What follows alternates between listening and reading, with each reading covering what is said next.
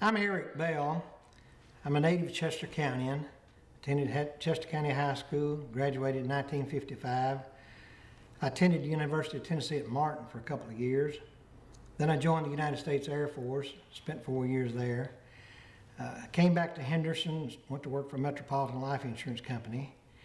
Married in 1962, and in 1964 I started a carpet and appliance business here in Henderson. In 1966, I was elected to the City Board of Aldermen here in Henderson. And in 1968, after a board meeting one night, our mayor at that time, Sonny Record, mentioned that he was having trouble recruiting industry into the county because of our reputation for lawlessness and the lack of effective law enforcement. And so, at his encouragement and some others, I decided to run for sheriff of Chester County, which I did, and was elected sheriff for a 2-year term in 1968. I ran on the platform of cleaning up corruption in the county, and I did the very best I could to do that for 2 years. And having felt like I accomplished what I'd set out to do, I didn't seek re-election as sheriff in 2000. I went to work shortly thereafter in the Winfield Dunn administration as Director of Hotel and Restaurant Inspection for the state of Tennessee. And after almost 4 years in state service, I moved back to Chester County from Nashville. And in 1976, I ran for sheriff again and served continuously as sheriff until I retired in 1998. During those years as sheriff, I had a lot of experiences, a lot of gratifying experiences, some that were pretty harrowing. But one thing that was most gratifying to me was the fact that I received such wonderful support from the people of Chester County. And that dates all the way back to my youth. When I was 7 years old, my father was killed, and I was the oldest of 4 children. And we had some hardships growing up.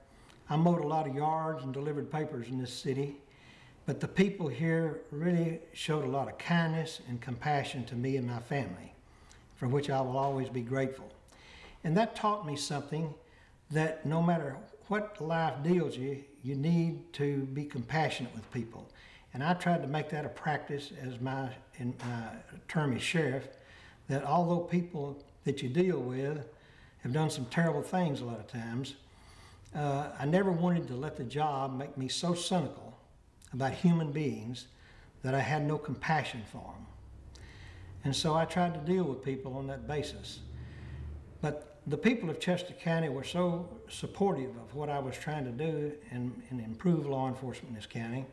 And a good example of that is during the 80s, when they had the National Federation of Parents for Drug-Free Youth, had a national campaign to try to get parents involved in stopping the drug trafficking. Chester County, we had a meeting. All the counties across the state had meetings. The people of Chester County turned out in greater numbers than the people in Madison County did, although we were so much smaller. There is a project going on right now called Project Graduation. Chester County is the first county in the state of Tennessee that ever had a project graduation, which I think is indicative of the kind of support that we got in trying to enforce the law in Chester County. I had a lot of good experiences while I was sheriff, some of them amusing, some of them not so amusing. I remember one story that I had a burglary call out at Skinner's Grocery at Montezuma. And when I got there, it was apparent that the forcible entry had been made. An attempt had been made to open the safe there in the store. And it appeared that while one of the burglars was working on the safe, the other had gone to the rear of the store in the storage area to see what else he could find. The proprietor of the store kept a shotgun laying back there up on top of a bunch of boxes, slid up into a case, but the end of it was not zipped up. This guy picked up the shotgun, and of course it slid out of the case and hit the floor and went off. When I got there, what I found was a lot of hair and flesh on the ceiling The shotgun was laying there, and a few feet away I found part of an ear. It was obviously, of course, blood was everywhere. It was obvious this guy had sustained a pretty substantial injury. I got the ear and brought it over here, and Dr. Wilson put it in a jar of formaldehyde and to preserve it.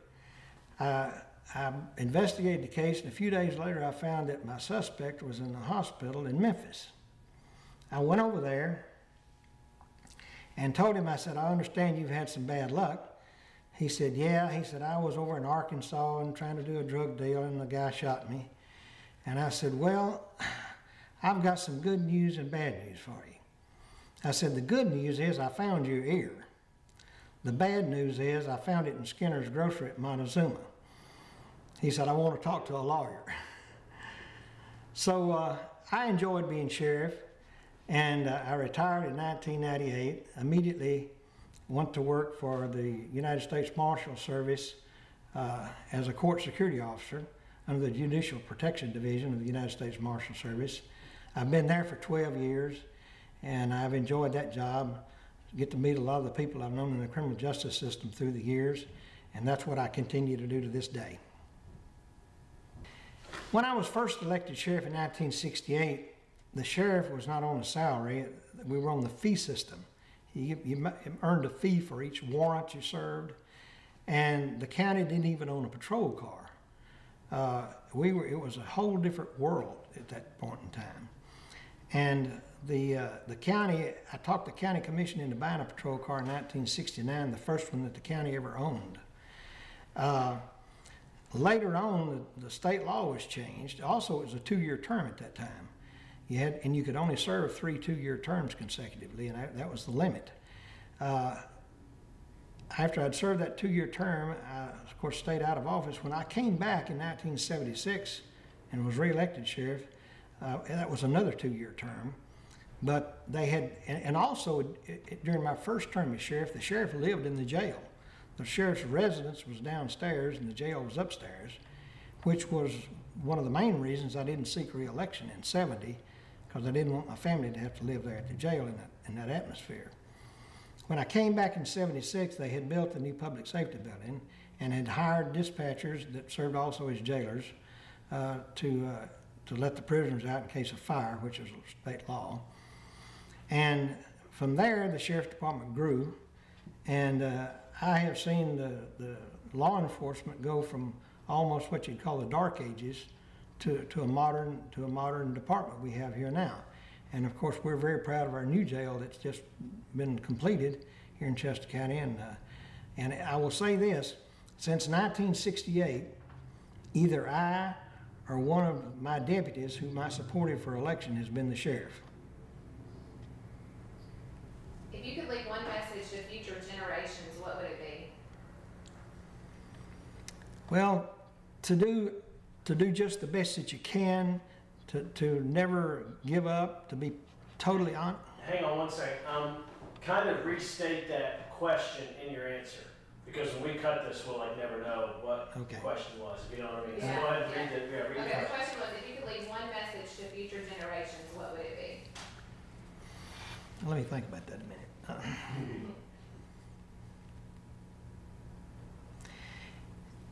If I could leave one message for future generations, it would be to be totally honest in your dealings with people, to be fair with people.